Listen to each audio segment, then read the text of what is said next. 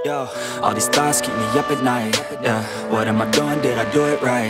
Yeah, all these thoughts keep me up at night. Yeah, I can't think straight, need the light. I need to breathe, get me up and Hello kay Alex Tapas. Salamat sa iyong suporta ka-prakti. my eyes puffy, I can't see. I'm too tired to function, but too lost. Halos lahat ng mga exercises sa gym ay nagawa o nasubukan ko na. At dahil dyan, nalaman ko kung ano ang mga effective at hindi.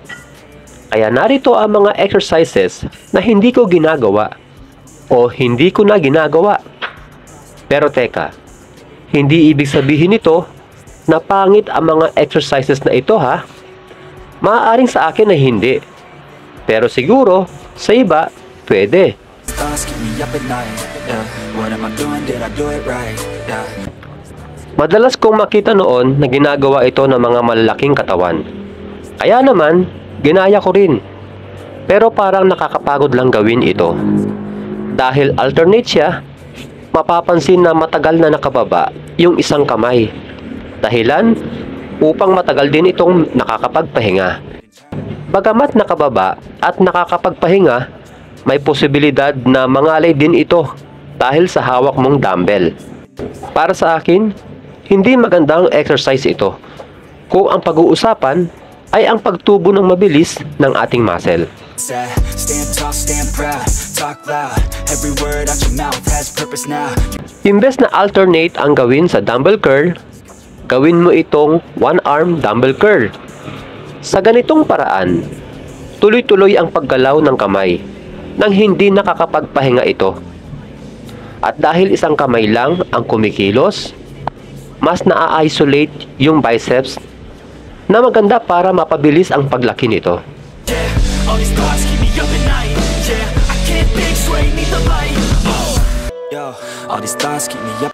Oo, hindi effective ang alternate dumbbell curl kung ganito lagi ang ginagawa mo.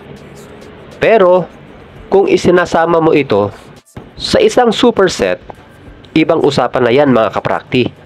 Halimbawa, pagkatapos mong gawin ang barbell curl o kaya ay preacher's curl at isinunod mo ang alternate dumbbell curl, ay magiging effective ito. Bakit? Dahil pagkatapos mong gawin ang unang exercise, malamang napagod na ang biceps mo sa pagkakataong ito. Pero dahil hindi masyadong mahirap gawin ang alternate dumbbell curl, magagawa mo pa rin ito ng maayos upang maisagad mo ang lakas mo dito. Dahilan upang mapump ng husto ang iyong biceps. Uulitin ko ha, kapag alternate dumbbell curl lang ang gagawin, hindi ito effective. Pero kapag isinama mo ito sa isang superset, yun ang pwede. I don't really think I understand this world now. Got my head spinning round in a circle. Gustong-gusto ko talagang gawin ang pullover dahil ito ay isang compound exercise. Para sa mga di nakakaalam, ang compound exercise ay isang exercise na maraming tinatamaan na muscle group. Kaya na lang dito sa pullover. Isang exercise lang ito, pero hindi lang back ang natatarget nito, kundi maging ang ating chest, shoulder at triceps. Bakit hindi ko ginagawa ito? Una, masyadong malapit sa shoulder injury, lalo na kapag medyo mabigat na yung weights. Dahil madalas, kapag patapos ka na, ibinababa mo ang dumbbell sa iyong ulunan. Dahilan upang ma-stretch ng gusto ang ating balikat na maaaring pagmulan ng shoulder injury. Yo, all these thoughts keep me up at night. Yeah. Pangalawa, ang hirap i-set up ng exercise na ito dahil kailangan mong ibalanse ang katawan mo mula sa bigat na dala-dala mo. Mas okay gawin ito gamit ang flat bench. Hindi ka naman pwedeng humiga ng ganito dahil maaaring tumaob ka at hindi rin ideal ito para sa mga malalapad ang katawan.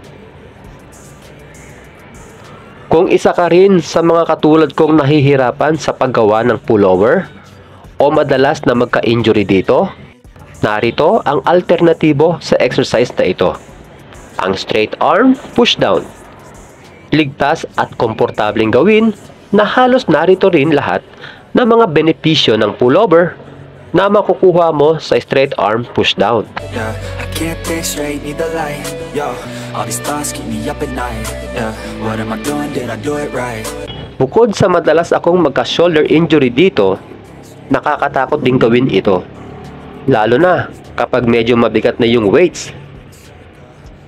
Dahil kahit sabihin na nating na-check mo yung cable ng machine at mukhang matibay naman, may pagkakataong mapatid ito ng di inaasahan. At madalas, yung ulo mo ang matatamaan ng bar na hawak mo. Dito sa Praktisado Gym, 4 na ang naaksidente sa ganyang exercise. At lahat sila ay tinahi ang ulo. Kaya magmula noon ay ipinagbawal ko na ang behind the neck exercise dito sa gym. All these thoughts keep me up at night. Yeah, what am I doing? Did I do it right?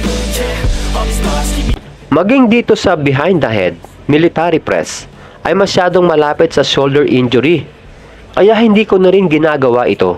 All these thoughts keep me up at night. Yeah, I can't think straight, need the light.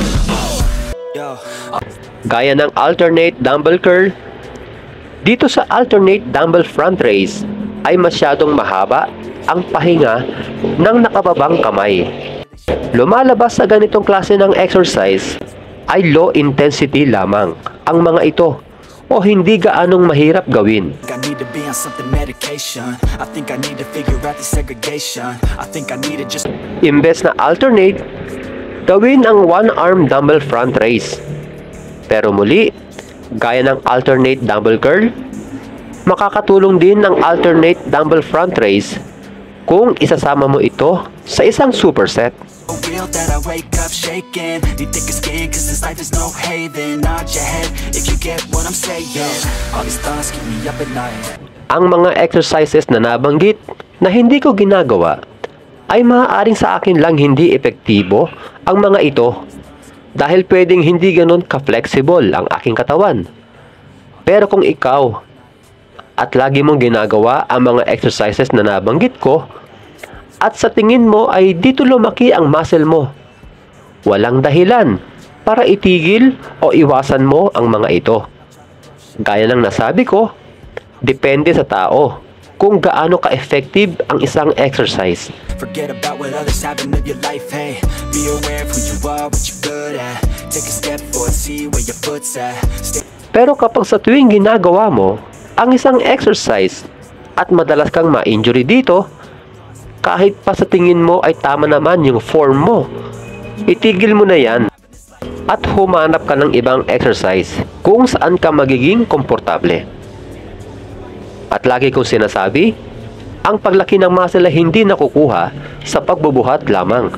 Kailangan mo rin dito ng sapat na tulog at tamang pagkain. Hanggang sa muli mga kaprakti, God bless! Yo, all these thoughts keep me up at night. Yeah, what am I doing? Did I do it right? Yeah, all these thoughts keep me up at night.